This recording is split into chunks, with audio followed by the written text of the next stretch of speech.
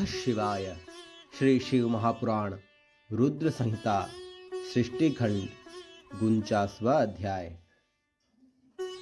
यज्ञदत्त के पुत्र गुणनिधि का चरित्र। सूत जी बोले, हे मुनीश्वरों, ब्रह्मा जी की यह बात सुनकर नारद जी ने विनय पूर्वक उन्हें प्रणाम करके पुनः पूछा। नारद जी बोले, भक्त वत्सल भगवान शंकर कैलाश पर्वत पर कब गए और महात्मा कुबेर के साथ उनकी मैत्री कब हुई? परिपूर्ण मंगल विग्रह महादेव जी ने वहां क्या किया, यह सब बताइए। इसे सुनने के लिए मुझे बड़ी उत्सुकता है। ब्रह्मा जी बोले, हे नारद, मैं चंद्रमौली भगवान शंकर के चरित्र का वर्णन करता हूँ। वे जिस प्रकार कैलाश पर्वत पर गए और कुबेर की उनके साथ मैत्री हुई, यह सब सुनिए। कांपिल्य नगर में सोम याग करने वाले कुल में उत्पन्न यज्ञ विद्या विशारद यज्ञदत्त नाम का एक दीक्षित ब्राह्मण था। वह वेद वेदांग का ज्ञाता, प्रबुद्ध, वेदांत में दक्ष, अनेक राजाओं से सम्मानित, परम उदार और यशस्वी था। वह अग्निहोत्र आदि कर्मों में सदैव संलग्न रहने वाला, वेदाध्ययन परायण, सुंदर रमणीय अंगों वाला तथा चंद्रबिंदु के समान आकृत वाला था। इस दीक्षित ब्राह्मण के गुणनिधि नामक एक पुत्र था। उपनयन संस्कार हो जाने के बाद उसने 8 विद्याओं का भलीभांति अध्ययन किया, किंतु पिता के अनजान में वह दुष्कर्म में प्रवृत्त हो गया। उसने अपनी माता के पास से बहुत सा धन लेकर जुआरियों को सौंप दिया और उनसे मित्रता कर ली। वह ब्राह्मण के लिए अपेक्षित आचार विचार से रहित, संध्या स्नान आदि कर्मों में परागमुख, वेद शास्त्र आदि का निंदक, देवताओं और ब्राह्मणों का अपमान करने वाला और स्मार्तकाचार विचार से रहित होकर गाने बजाने में आनंद लेने लगा। उसने नटों, पाखंडियों तथा भांडों से प्रेम संबंध स्थापित कर लिया। माता के द्वारा प्रेरित किए जाने पर वह पिता के समीप कभी नहीं गया। घर के अन्य कर्मों में व्यस्त वह दीक्षित ब्राह्मण जब जब अपनी दीक्षित पत्नी से पूछता कि हे कल्याणी, घर में मुझे पुत्र गुणनिधि नहीं दिखाई पड़ रहा है, वह क्या कर रहा है, तब यही कहती कि वह इस समय स्नान करके देवताओं की पूजा करके बाहर गया है। अभी तक पढ़कर वह अपने 2-3 मित्रों के साथ पढ़ने के लिए गया है। इस प्रकार गुणनिधि की एक पुत्रा माता सदैव दीक्षित को धोखा देती रही। वह दीक्षित ब्राह्मण उस पुत्र के कर्म और आचार को कुछ नहीं जानता था। 16वें वर्ष में उसने उसके केशांत कर्म आदि संस्कार भी कर दिए। इसके पश्चात वह दीक्षित यज्ञदत्त ने गृह सूत्र में कहे गए विधान के अनुसार अपने पुत्र का पाणिग्रहण संस्कार भी कर दिया। हे नारद, स्नेह से आर्द्र हृदय वाली उसकी माता पास में बैठकर मृदु भाषा में उस पुत्र के गुणनिधि को प्रतिदिन समझाती थी कि हे पुत्र, तुम्हारे महात्मा पिता अत्यंत क्रोधी स्वभाव वाले हैं। यदि वे तुम्हारे आचरण को जान गए तो तुमको और मुझको भी मारेंगे। तुम्हारे पिता के सामने मैं तुम्हारी इस बुराई को नित्य छिपा देती हूँ। तुम्हारे पिता की समाज में प्रतिष्ठा सदाचार ही है, धन से नहीं। हे पुत्र, ब्राह्मणों का धन तो उत्तम विद्या और सज्जनों का संसर्ग है। तुम प्रसन्न मन होकर अपनी रुचि उनमें क्यों नहीं लगा रहे हो? तुम्हारे पिता आदि पूर्वज सुयोग्य क्षत्रिय, वेद विद्या में पारंगत विद्वान, दीक्षित सोमयज्ञादि ब्राह्मण है, ऐसी लोक प्रसिद्धि को प्राप्त किए थे। अतः तुम दुष्ट की गति संगति छोड़कर साधुओं की संगति में तत्पर क्यों नहीं हो जाओ? सद्विद्याओं में मन लगाओ और ब्राह्मणोचित सदाचार का पालन करो। तुम रूप से पितामह के अनुरूप हो, यश कुल आदि शील से भी उनके अनुरूप हो, और तुम इस लायक क्यों नहीं बनते? इस कर्मों में तुम लज्जित क्यों नहीं होते हो? अपने बुरे आचरणों को छोड़ दो। तुम 19 वर्ष के हो गए हो और तुम्हारी पत्नी 16 वर्ष की है। इस सदाचारणी वर्ण करो, अर्थात इससे मधुर संबंध स्थापित करो और पिता की भक्ति में तत्पर हो जाओ। तुम्हारे ससुर भी अपने गुण और शील के कारण सर्वत्र पूजित हो जाते हैं। हे पुत्र, उन्हें देखकर और उनकी प्रशस्ति को सुनकर भी तुम्हें लज्जा नहीं आती? अपनी बुरी आदतों को छोड़ दो। हे पुत्र, तुम्हारे सभी मामा भी विद्या, शील तथा आदि अतुलनीय हैं।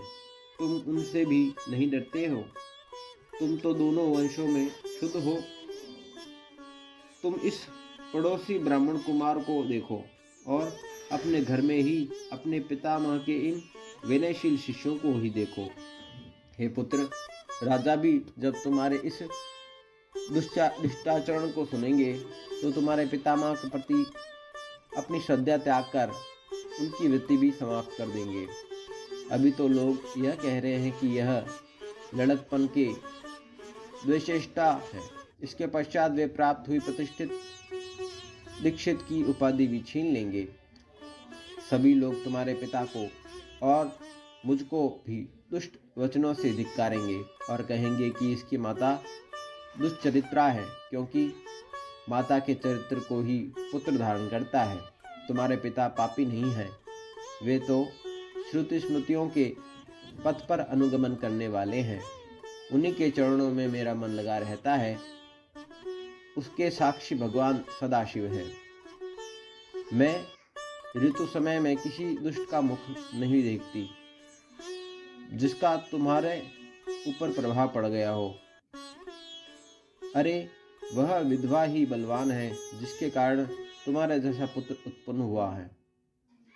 माता के द्वारा इस प्रकार हर समय समझाए जाने पर भी वह दुष्ट बुद्धि वाला अपने दुष्कर्म को परित्याग उसने नहीं किया, क्योंकि व्यसन प्राप्त प्राणी दुर्बोध होता है।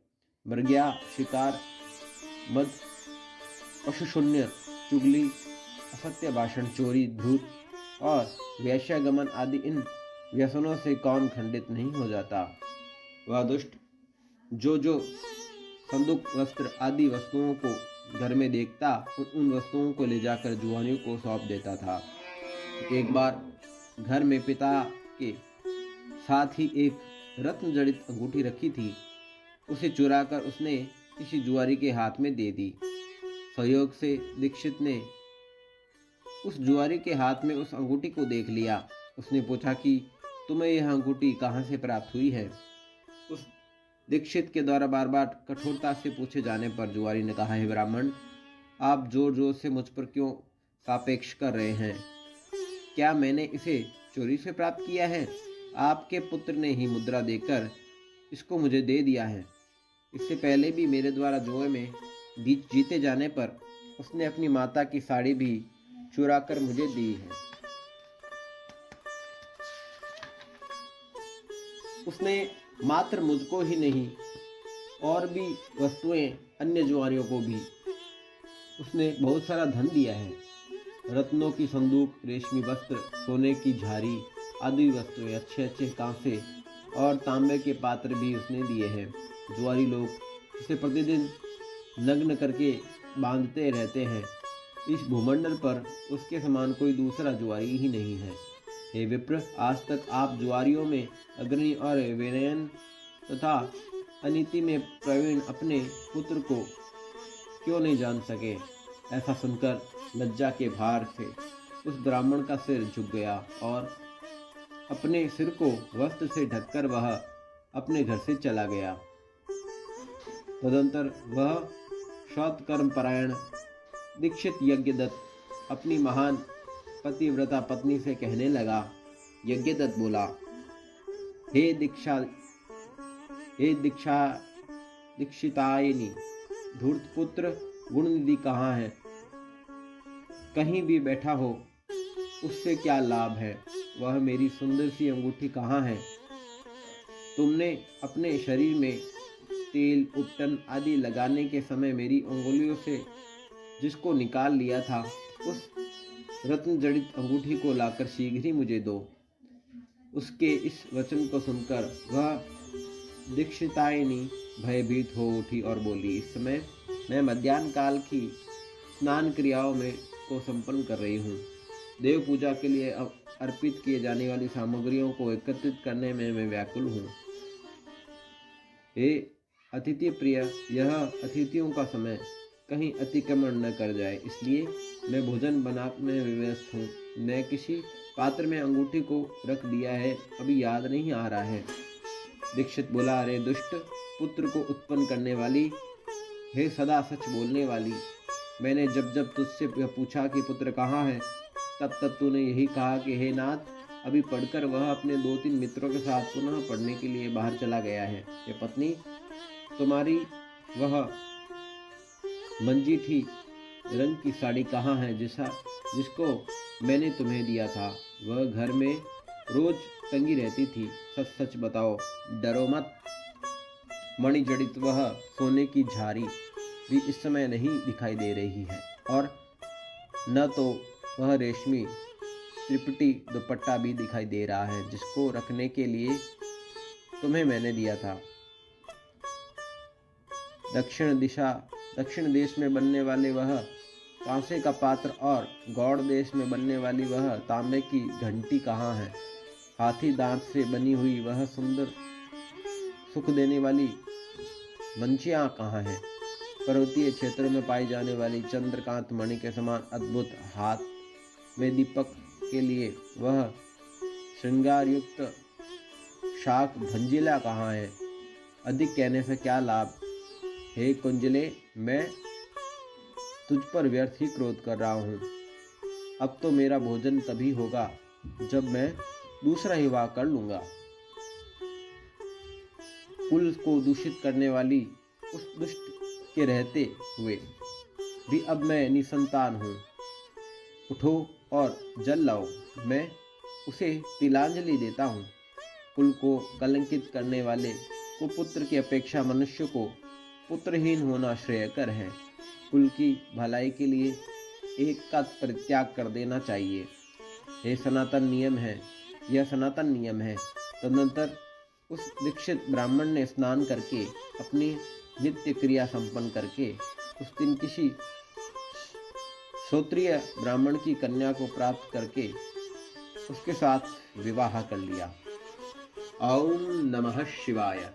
श्री शिव महापुराण रुद्र संहिता सृष्टि खंड 49वां अध्याय संपूर्ण हुआ।